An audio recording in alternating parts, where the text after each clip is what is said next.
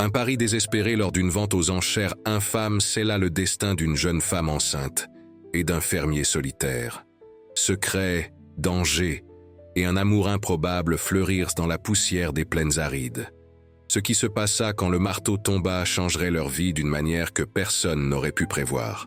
Préparez-vous, cette histoire va vous captiver et toucher votre cœur.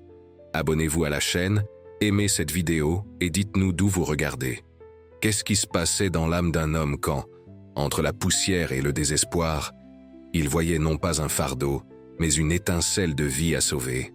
Le marteau du commissaire-priseur descendit avec la brutalité d'un coup de feu, résonnant sur la place poussiéreuse du village qui méritait à peine le nom de hameau. Suspendu sur l'estrade improvisée, un homme au gilet délavé annonçait le lot suivant d'une voix onctueuse que la sécheresse de l'air ne parvenait pas à atténuer. Une jeune femme, le ventre proéminent sous la robe usée, les yeux fixés sur le sol, comme si elle cherchait une fente où fuir. À côté d'elle, un couple plus âgé, les parents, visages fermés par un masque de honte et de pragmatisme cruel. La nouvelle avait couru comme un feu de paille sèche. La fille, promise à un autre qui avait disparu ou était mort avant d'honorer son engagement, portait un bâtard. Pour les parents, Jean craignant les ragots et la misère, elle était désormais un fardeau à jeter le plus rapidement, et, si possible, le plus lucrativement possible. Dans la petite foule de curieux, d'éleveurs et de vagabonds, un homme se distinguait par son silence et son immobilité. Grand, mince, tanné par le soleil inclément des plaines, il portait sur le visage les marques de celui qui avait connu peu de joie et beaucoup de labeur. C'était Jean, un fermier de terres arides, dont le têtu à vouloir tirer sa subsistance de ce sol ingrat était légendaire et, pour beaucoup, pathétique. Ses traits marquants étaient une honnêteté presque palpable qui le rendait une cible facile pour les plus rusés. Une obstination résiliente, parfois confondue avec de la stupidité, et une tristesse ancienne logée au fond de ses yeux, vestige d'une perte, sa femme Marie et son fils mort-né, que le temps n'avait pas guéri, mais seulement appris à porter comme une pierre sur la poitrine. Son conflit interne était la peur paralysante d'échouer à nouveau à protéger ceux qui dépendèrent de lui. Une culpabilité qui le rongeait, comme la rouille ronge le fer. Il était venu au village pour des provisions, des semences et peut-être un peu de kérosène. Pas pour un spectacle de dégradation humaine, mais quelque chose dans la posture de la jeune femme. Une dignité assiégée, une étincelle de défi au milieu de la résignation, l'avait captivé. L'odeur de tabac bon marché, de sueur et de poussière flottait dans l'air, mêlée à l'arôme lointain de poudre à canon d'une chasse matinale. Le soleil tapait comme un marteau de fer sur son chapeau usé. Quand les enchères commencèrent, basses, hésitantes, chargées de moqueries et de luxures mal déguisées, Jean sentit le sang lui bouillir. C'étaient des vautours tournant autour d'une proie blessée. Le village, avec ses maisons en pisé et clôtures tordues, semblait rétrécir sous le poids de cette cruauté désinvolte. C'était un animal affamé, dévorant l'espoir de ses habitants, et aujourd'hui le festin était cette jeune femme. Chaque offre était un coup de poignard dans sa dignité, et il voyait les épaules de la jeune femme se courber un peu plus à chaque nouvelle voix. Ses parents regardaient de côté, comptant mentalement les pièces qui tomberaient dans leurs mains sales. Jean pensa à sa terre, à sa solitude, au silence de sa maison vide. Il pensa à la promesse qu'il s'était faite, de ne plus jamais permettre que la fragilité soit écrasée sous ses yeux s'il pouvait l'éviter. Cette peur ancienne, celle d'échouer, luttait contre une impulsion nouvelle, un besoin d'intervenir qui était presque physique.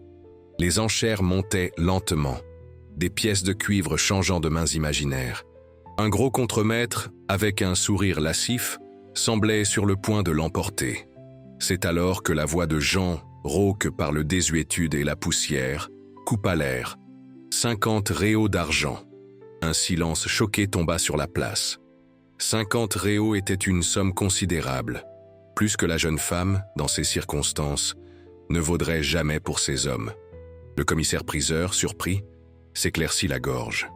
50 réaux du fermier Jean. Quelqu'un offre plus? Les yeux de la jeune femme, Sophie, comme il apprendrait son nom plus tard, se levèrent du sol pour la première fois et rencontrèrent les siens. Il y avait de la surprise, de la peur, mais aussi une interrogation. le gros contremaître grommela mais ne surenchérit pas. Personne d'autre n'osa. 50 réaux une fois, 50 réaux 2 fois, vendu au fermier Jean. Le marteau tomba de nouveau, scellant son destin au sien.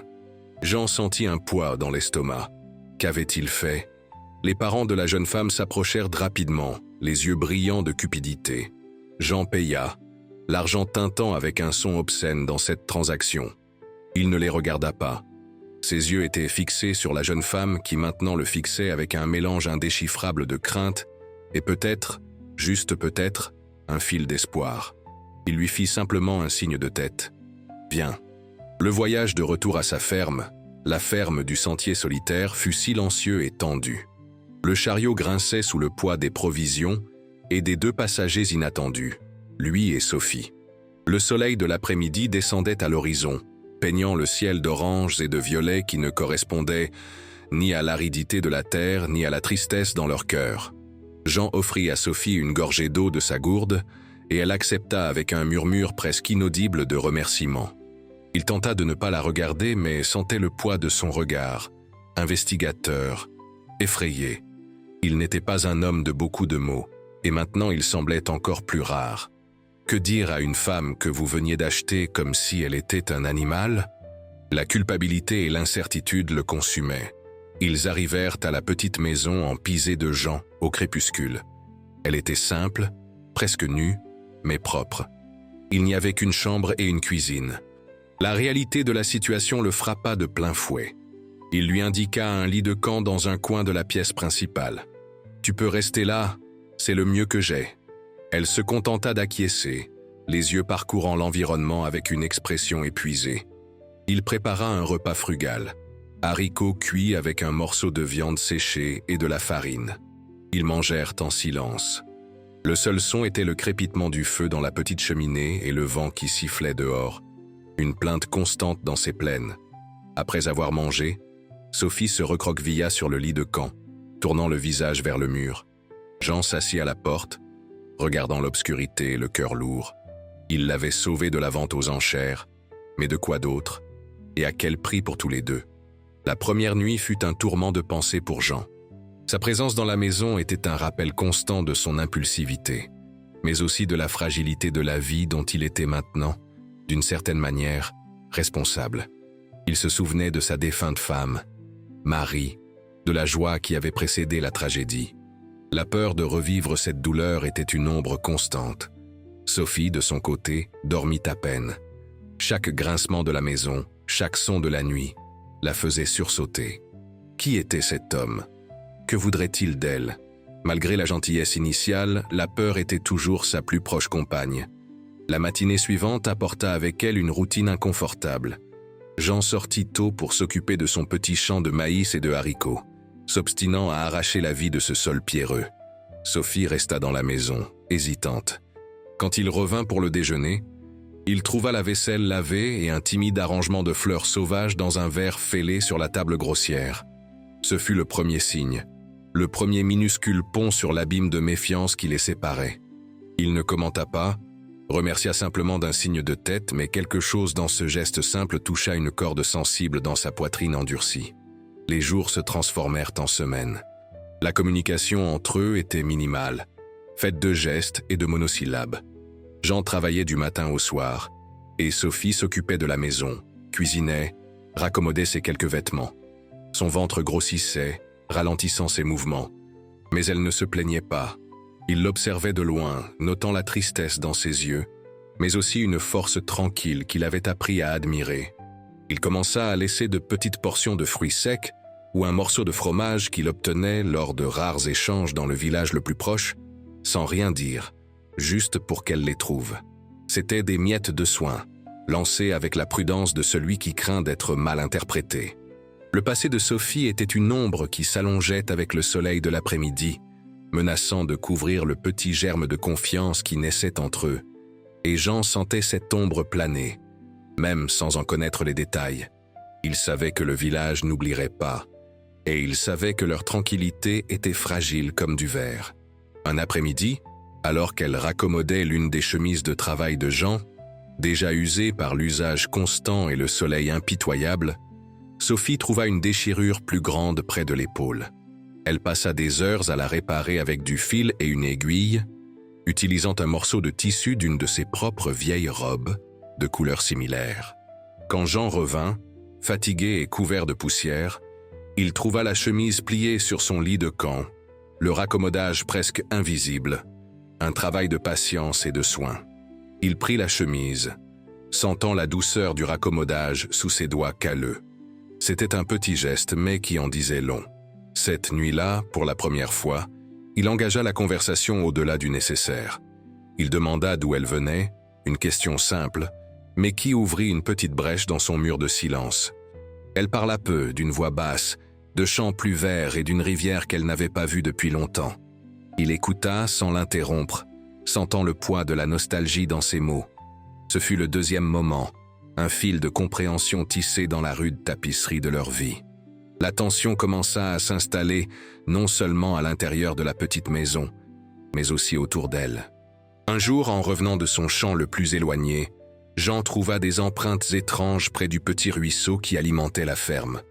Ce n'étaient pas celles d'animaux sauvages connus, ni les siennes. C'étaient des bottes, lourdes, de quelqu'un qui observait.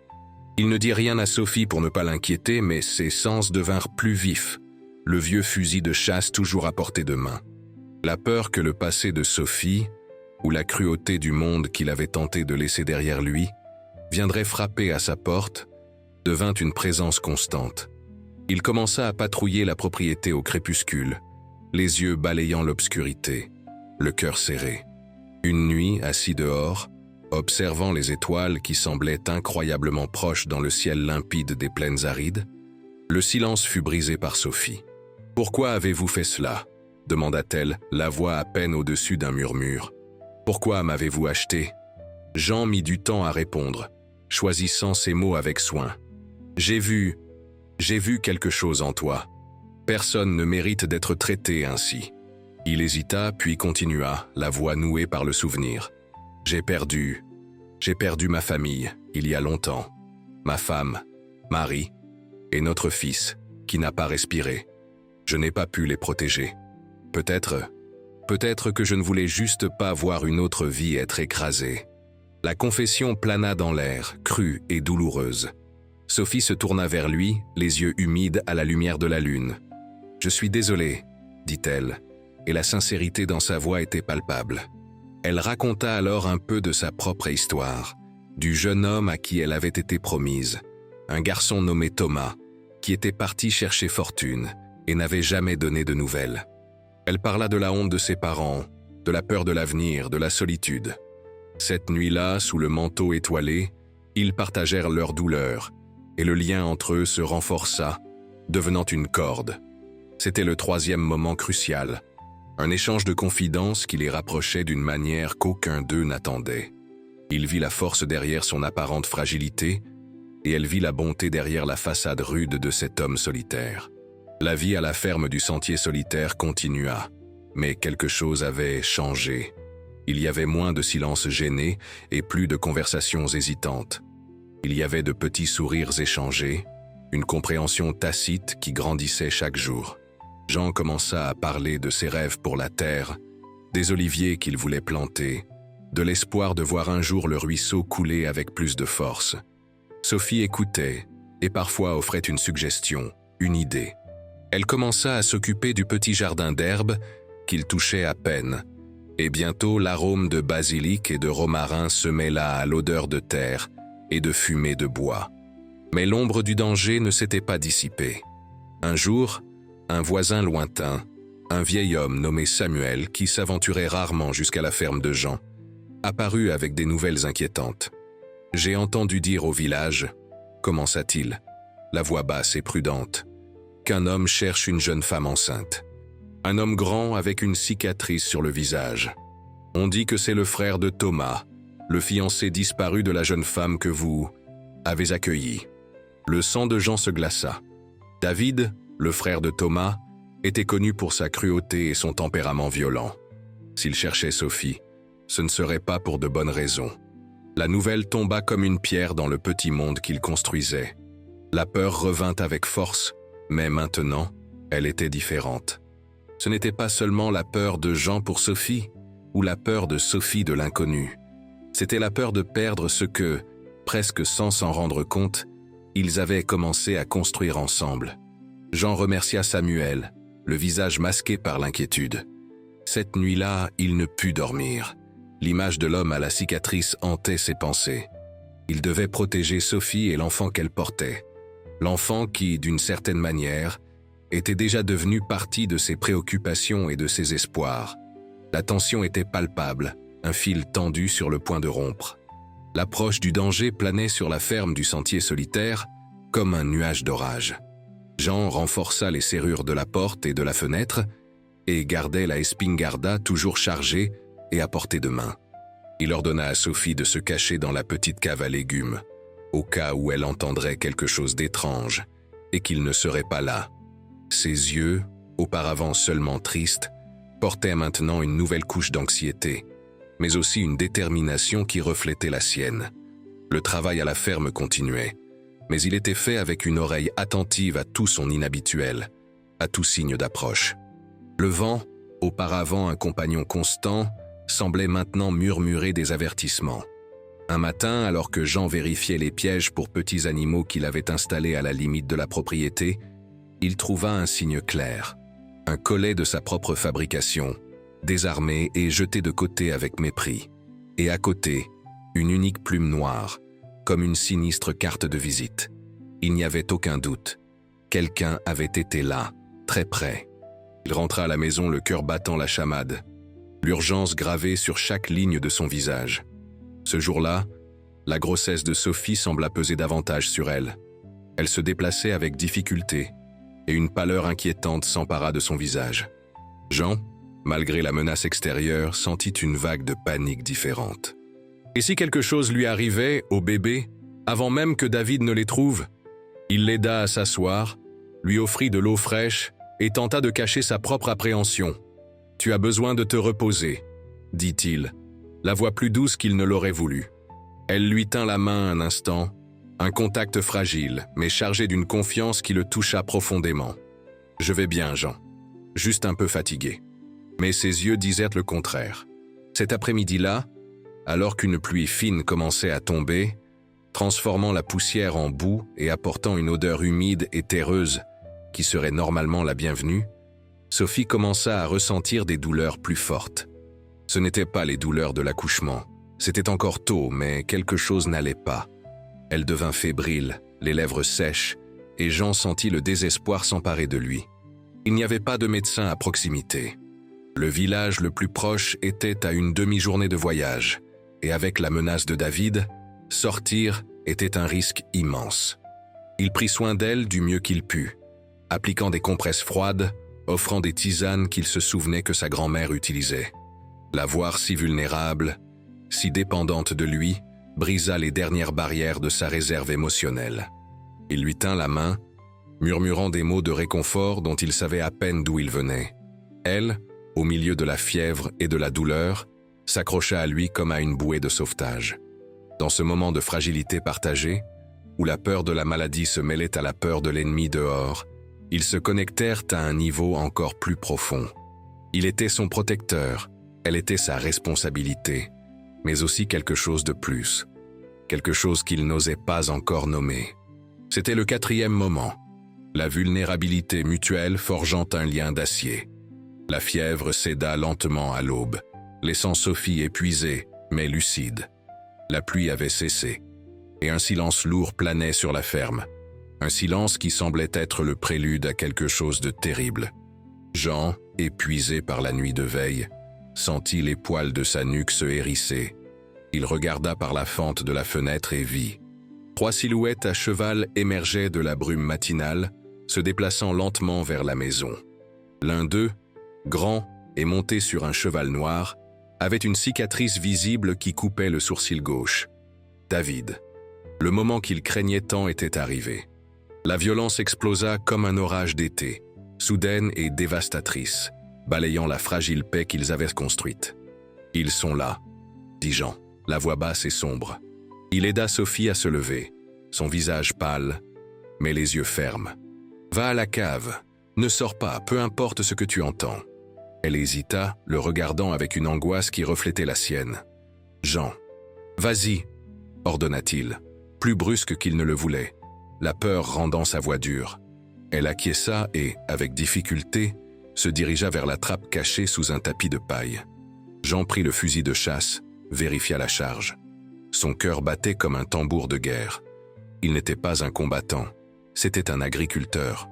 Mais cette terre, cette maison, cette femme et la vie qu'elle portait, étaient à lui de protéger. Il sortit sur la véranda, le fusil au poing, le visage masqué par une détermination sombre. Les 3 cavaliers s'arrêtèrent à une distance respectueuse, mais menaçante. David descendit de cheval, un sourire cruel aux lèvres. « Fermier, » dit-il, la voix traînante et pleine de mépris. « Je suis venu chercher ce qui est à moi, la femme et le bâtard de mon frère. »« Elle n'est pas à toi, » répondit Jean, la voix ferme malgré le tremblement de ses mains. « Elle n'est à personne, et c'est ma propriété. Je suggère que tu partes. » David rit, un son laid qui coupa l'air matinal. « Tu es courageux, ou très stupide. Thomas a peut-être disparu, mais l'honneur de ma famille, non. Elle porte un fils de lui, cela nous appartient. » Les 2 autres hommes, des sbires aux visages endurcis, descendirent aussi de cheval, sortant de longues machettes rouillées.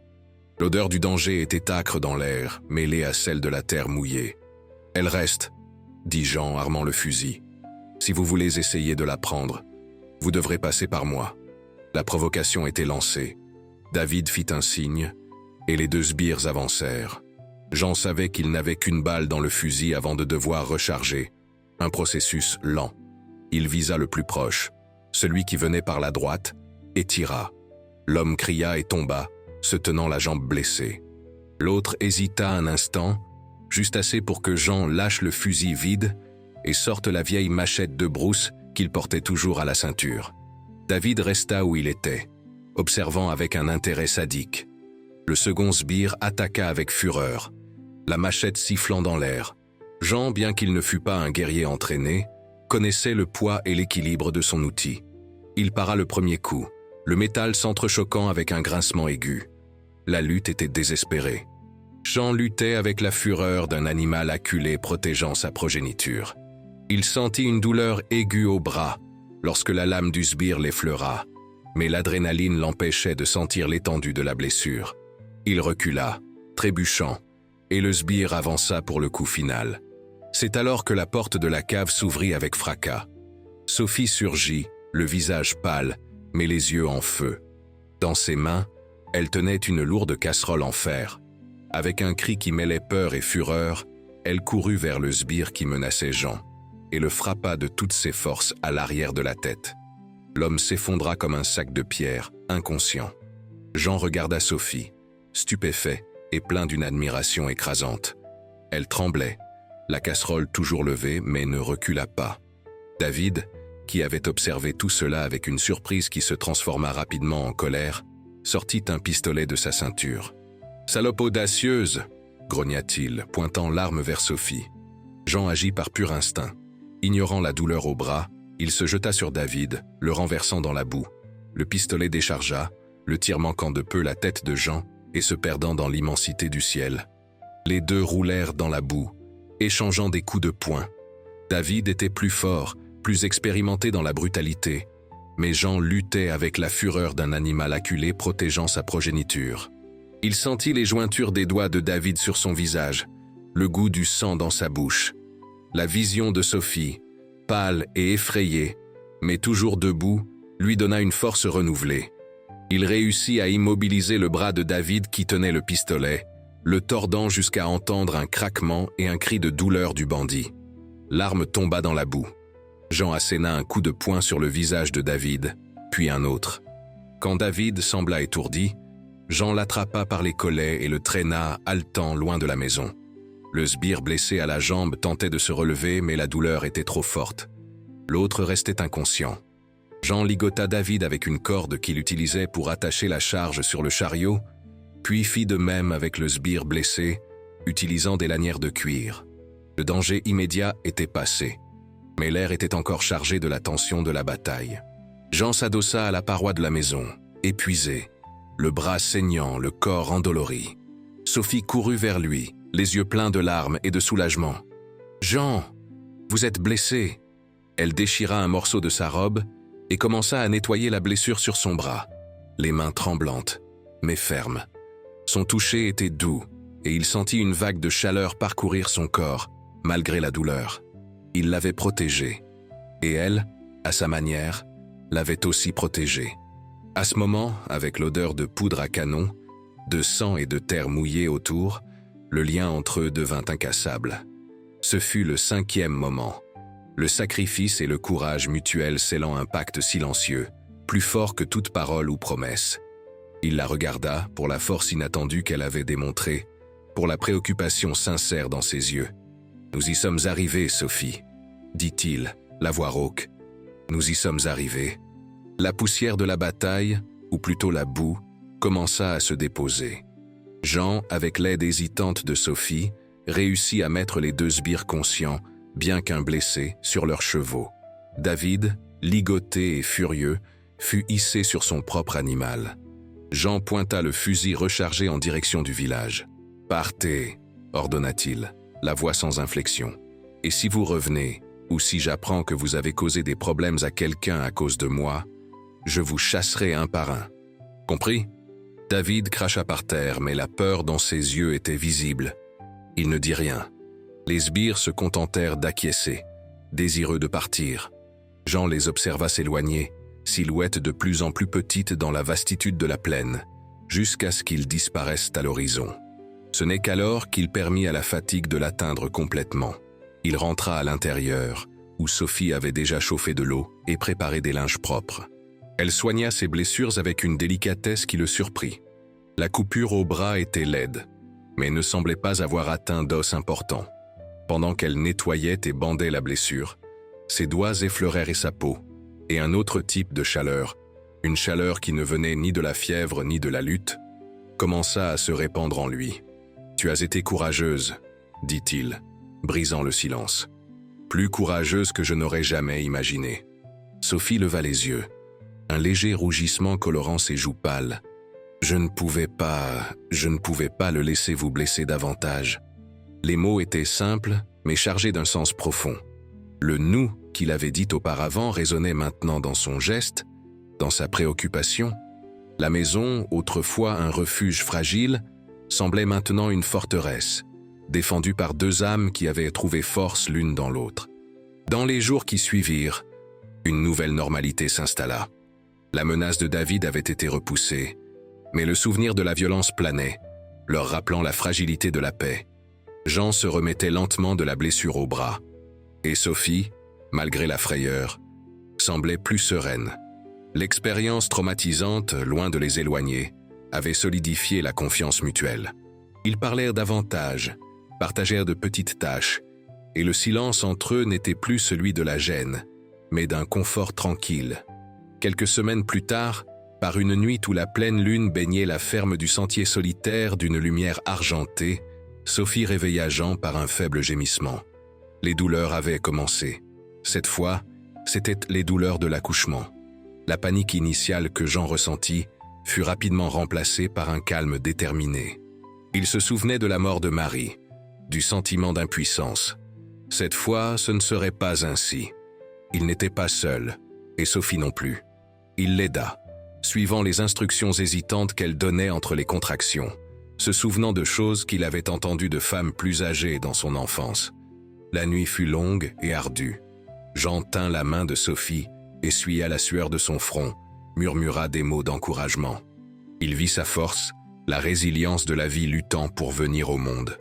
Et puis, peu avant l'aube, avec les premiers rayons de soleil peignant le ciel de rose et d'or, un cri fort et sain retentit dans la petite maison. Un garçon. Jean coupa le cordon ombilical de ses mains tremblantes, la machette stérilisée au feu.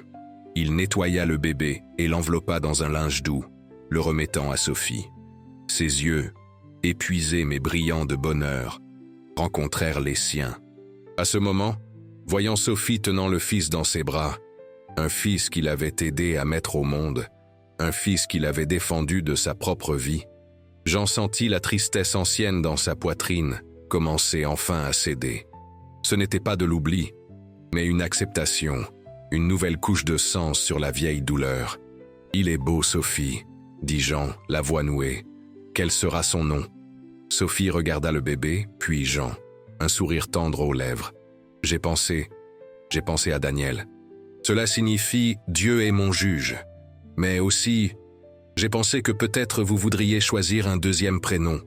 Jean fut surpris. Il regarda le petit être dans ses bras, la confiance dans le regard de Sophie. « Que dirais-tu de Daniel Jean ?» suggéra-t-il, presque dans un murmure. Les yeux de Sophie se remplirent de larmes. « Daniel Jean, c'est parfait. » La vie à la ferme du Sentier Solitaire changea radicalement avec l'arrivée de Daniel Jean. La petite maison, autrefois silencieuse, était maintenant remplie des sons d'un bébé. Jean découvrit une nouvelle facette de lui-même, celle de père. Il apprenait à changer des couches improvisées, à bercer le bébé quand il pleurait, à observer avec fascination les petits doigts agrippant les siens. Sophie s'épanouit dans la maternité. La tristesse dans ses yeux fut remplacée par un éclat d'amour et de contentement. Elle et Jean travaillaient ensemble, s'occupant du bébé, de la maison, de la terre. Leur partenariat s'approfondit, se transformant en un amour tranquille et résilient, forgé dans l'adversité et nourri par le respect mutuel. Leur amour, né dans le malheur et la peur, était comme un arbre des plaines arides, aux racines profondes plantées dans le sol aride de l'épreuve, mais avec des branches qui s'étendaient vers le ciel, affichant des fleurs résistantes et colorées, promettant ombre et fruits même sous le soleil le plus inclément de la vie. Ils n'avaient pas besoin de mots grandiloquents pour définir ce qu'ils ressentaient. C'était dans les regards échangés au-dessus du berceau improvisé, dans les gestes de soin, dans la manière dont ils partageaient le pain et les soucis. La nouvelle du confrontation avec David et de la naissance du bébé finit par arriver au village, apportée par des chasseurs ou des voyageurs. Certains regardaient encore avec méfiance, mais d'autres, comme le vieux Samuel, voyaient avec admiration la famille que Jean et Sophie avaient formée. Leur histoire devint une sorte de légende locale, un témoignage du courage et de la capacité de l'esprit humain à trouver le bonheur même dans les endroits les plus improbables. Un après-midi, des mois plus tard, Jean était assis sur la véranda, observant Sophie berçant Daniel Jean tout en fredonnant une douce berceuse. Le soleil se couchait, peignant le ciel avec les mêmes couleurs vibrantes qu'il avait vues le jour où il l'avait ramenée à la maison. Mais maintenant, elle ne semblait plus déplacée. Elle reflétait la beauté et l'espoir qu'ils avaient trouvés ensemble. Sophie le regarda et sourit, un sourire sincère et plein d'amour. Jean lui sourit en retour. La tristesse ancienne dans ses yeux n'avait pas complètement disparu. Elle faisait partie de qui il était, des cicatrices que la vie lui avait laissées. Mais elle était maintenant accompagnée par une nouvelle lumière, une lumière de paix et de contentement. Il ne craignait plus d'échouer à protéger ceux qu'il aimait, car il avait découvert que la véritable protection venait de l'union, du courage partagé, de l'amour qui affrontait les tempêtes la tête haute. La ferme du Sentier Solitaire n'était plus si solitaire. C'était un foyer. Et là, dans cette petite maison en pisé, sous le vaste ciel des plaines arides, une famille improbable avait trouvé sa fin heureuse improbable. Une fin qui était, en fait, un nouveau commencement, plein de promesses silencieuses et de la certitude qu'ensemble, ils pourraient affronter tout ce que l'avenir leur réservait. La terre, auparavant seulement aride, semblait maintenant fertile, prête à recevoir non seulement les graines de maïs et de haricots, mais aussi celles des rêves et d'un avenir construit à 4 mains, ou plutôt à 6. Le pleur de Daniel Jean était la plus douce chanson que ces murs aient jamais entendue.